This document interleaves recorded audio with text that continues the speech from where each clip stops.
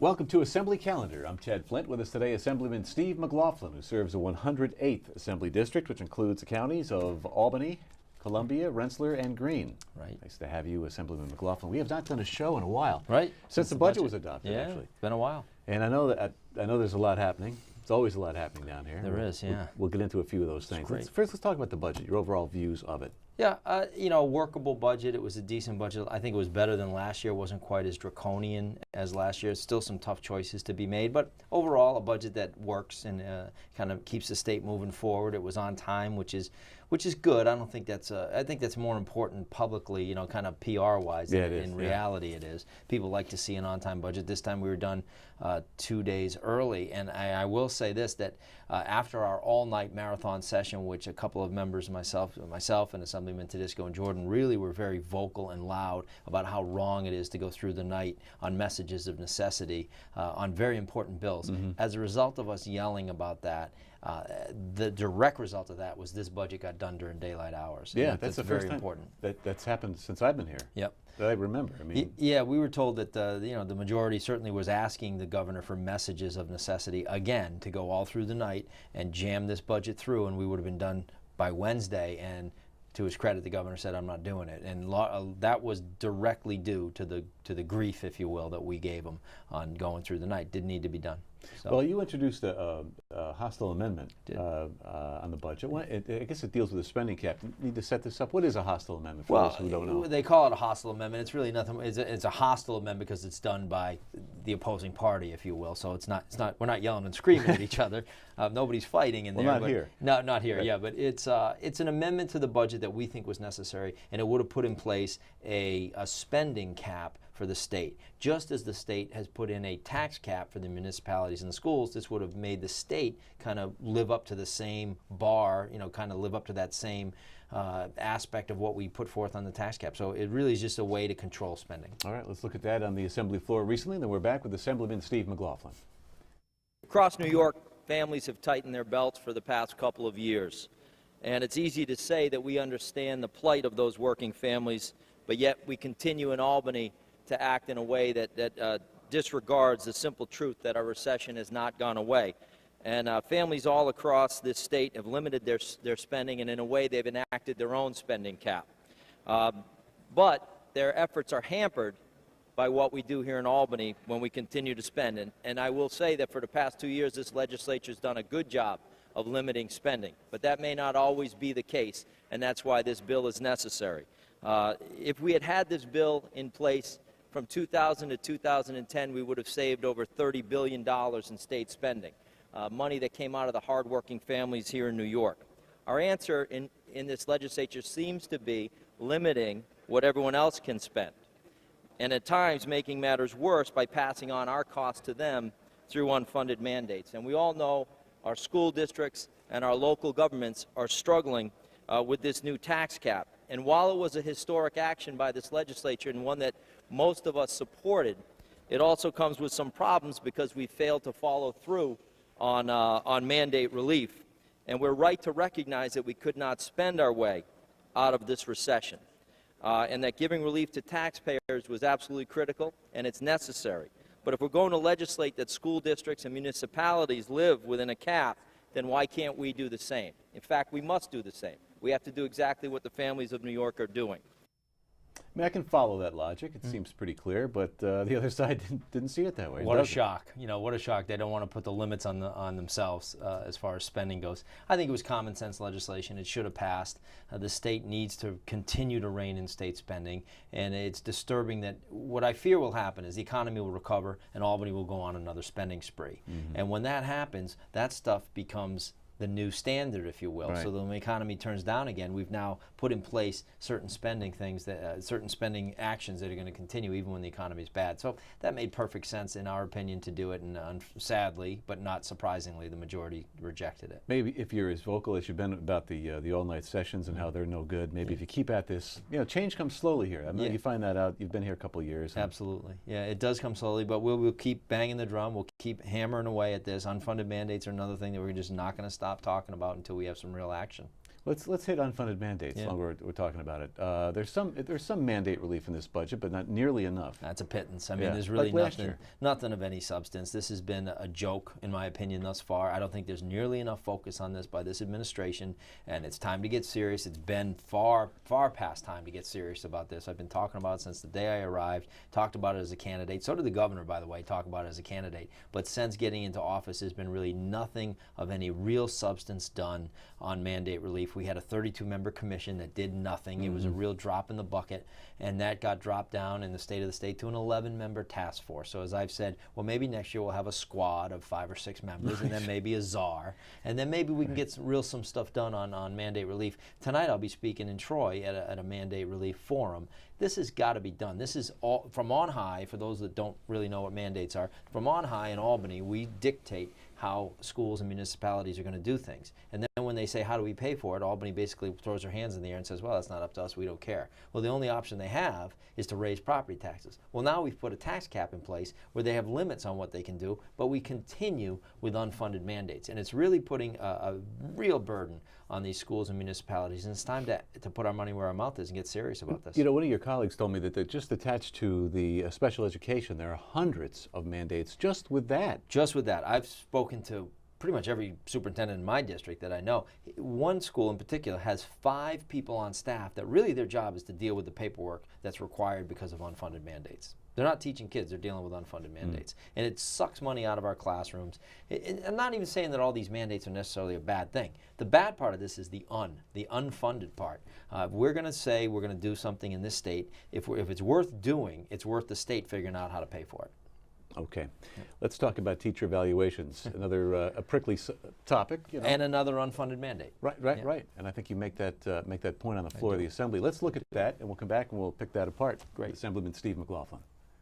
We are going to handcuff principals to not do their job. This is, to me, not a state education function. This is a principal's function and a superintendent's function.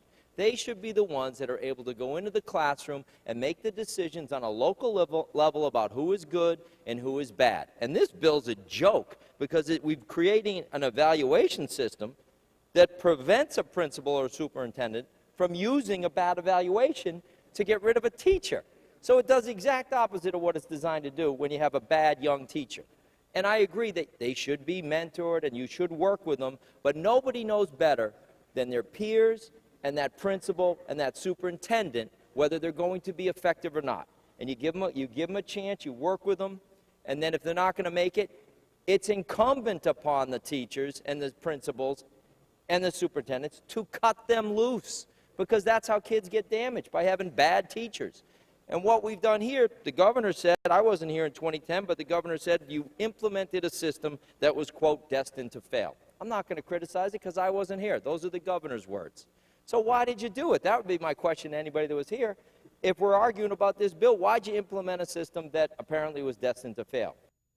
Yeah, so it's set up to fail. Did you get a satisfactory answer? Why did they implement it? No answer to that question. That, by the way, was 2 in the morning. Yeah, I remember. That was one of our all-night sessions, and I was fueled by coffee at that moment. But, we were kind of getting our way through there. That's a bad bill. It's another unfunded mandate. And when a bill says on page 1 that you cannot use a poor evaluation to get rid of a probationary teacher, and the bill is a teacher evaluation bill, what good is that bill? And it'll cost every school district minimum $50,000. But the bigger the school district, the more it's going to cost, because you have to pay to get these evaluations done.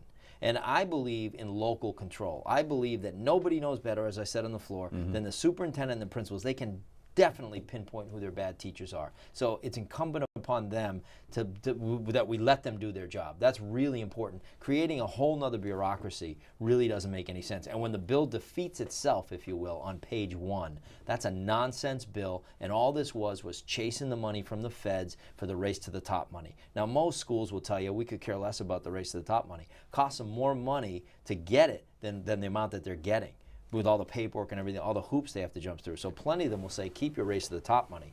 But what we did is we doubled down. Where the administration, the governor said, if you don't agree to this unfunded mandate, we're not going to give you race to the top money, and you're not going to get any increase in state aid. So it was a double whammy. wow. So you would pick your poison is what this thing was. But this is not going to do anything to help educate our kids. It's another bureaucratic nightmare that is not going to do anything to advance education in this state.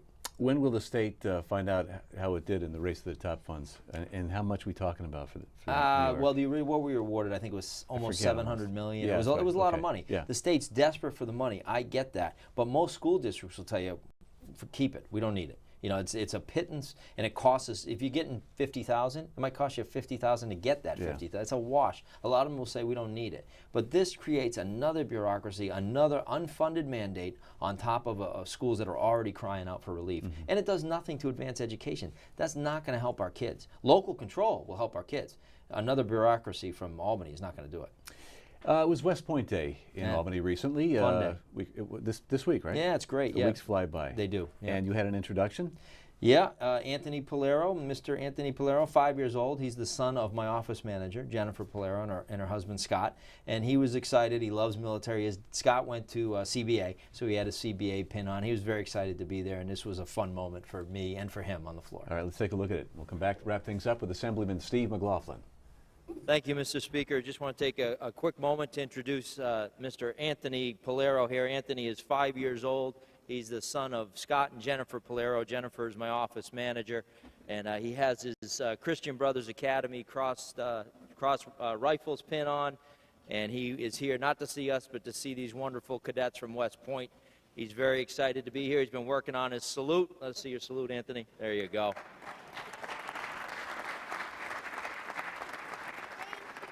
And he's dressed up in his finest. He's excited to be here, and please welcome him to the chamber. Thank you. I like the fact that he has worked on his salute and that he's practicing with me, and soon he'll be able to practice with real soldiers. So thank you for being here. And on behalf of the speaker, on behalf of Mr. McLaughlin and all my colleagues, thank you. Thank you for your kindness, for your salute, for your enthusiasm. It's young people like you that eventually are going to be sitting right back over there and joining us in celebration. So please enjoy the time that you're here, and please have fun while you're here. Thank you for being with us here today.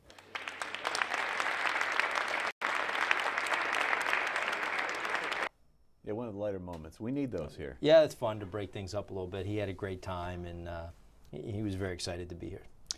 About 90 seconds left. Let's hit what's on tap. You get a couple of months before the actually about 6 weeks, 7 weeks before the end of the legislative session. What do you see as the issue or issues? Yeah, I think, well, for me, it remains mandate relief, and I'm disappointed to hear comments that say, well, we're pretty much done. We're not nearly done. We need to get serious about that. So disappointed to say that basically session's over and we're kind of wrapping things up. I think that's number one issue for me. I'm sure you're going to be a lot of noise about minimum wage. Yeah. That's going to be a big one. And then we'll get into a lot of local bills. That's what we tend to do at the end of the session, so there'll be a lot of that going on, but I'm sure there'll be a big debate about minimum wage. The reason maybe people think the session's over, all the heavy lifting is done, is because of the big ugly. That's right. All that important legislation that went on before the budget was adopted. You don't see that all that legislation lumped together in one night. Yeah, especially you go all night long. You get here at 8 in the morning, you get out at 8 in the morning the next day. Those are big pieces of legislation that affect 19 million New Yorkers. Yeah. They should not be done in the middle of the night, and that's why Assemblyman Tedisco and Jordan and myself have the New York Transparency Act that will bring daylight to this process and stop the clock at midnight unless it's truly a fiscal emergency or natural disaster, or terrorist attack, God forbid, something like that. If it's a real emergency, we'll go as long as it takes. But on normal things like this, they should be aged. That's what the Constitution says. They should be aged 3 days on our desk so that we can actually read them and make an intelligent decision, not have them thrown in front of you and try to vote on something that's going to affect 19 million people without even having a chance to read the bill. It's disrespectful to the legislature. It's mostly disrespectful to the people in New York. That's going to wrap things up. That's the final word. If you want to get in touch with Assemblyman McLaughlin, you can do that by calling his DO, and that number in Castleton, 479-0542. Assemblyman McLaughlin, always a pleasure. Thank you very much. All right, we'll see you soon. Thanks for joining us on this edition of Assembly Calendar. I'm Ted Flint.